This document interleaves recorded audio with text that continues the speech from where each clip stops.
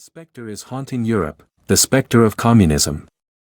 All the powers of old Europe have entered into a holy alliance to exorcise this specter, Pope and Tsar, Metternich and Guizot, French radicals and German police spies. Where is the party in opposition that has not been decried as communistic by its opponents in power? Where is the opposition that has not hurled back the branding reproach of communism, against the more advanced opposition parties, as well as against its reactionary adversaries? The history of all hitherto existing society is the history of class struggles.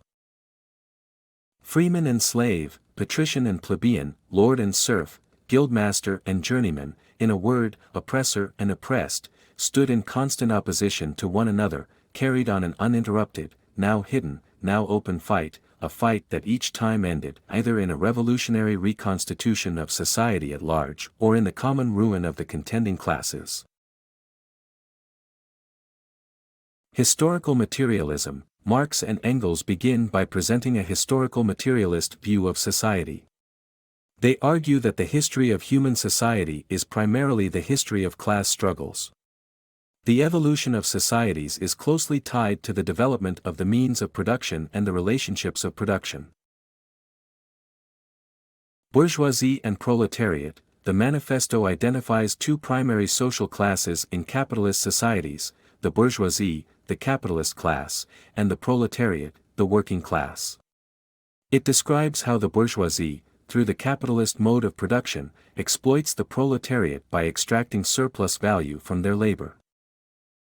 Class struggle. Marx and Engels contend that throughout history, societies have been characterized by class struggles, where one class oppresses the other. In the context of their time, they saw the emerging industrial capitalism as a system where the bourgeoisie exploited the proletariat. The specter of communism. The famous opening line, "A specter is haunting Europe, the specter of communism," suggests that the ruling classes viewed the rise of communism as a threat. Marx and Engels argue that communism is not a hidden conspiracy but a movement emerging from the historical development of society. Call to proletarian revolution. The Manifesto calls for the working class to rise against the bourgeoisie, overthrow the existing capitalist system, and establish a classless society.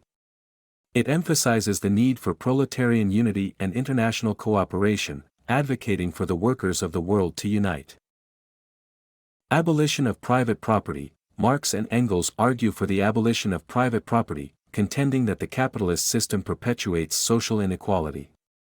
They envision a society where the means of production are collectively owned and controlled by the working class. Critique of capitalism. The Manifesto critiques various aspects of capitalism, including the commodification of labor, the concentration of wealth, and the exploitation of workers. It predicts the intensification of class struggles and the eventual collapse of the capitalist system. It's important to note that the Communist Manifesto was written in a specific historical context, reacting to the social and economic conditions of the mid-19th century. While some aspects of Marx's analysis have been influential, interpretations and applications of Marxist theory have varied over time. The Manifesto remains a key text for those interested in understanding Marxist thought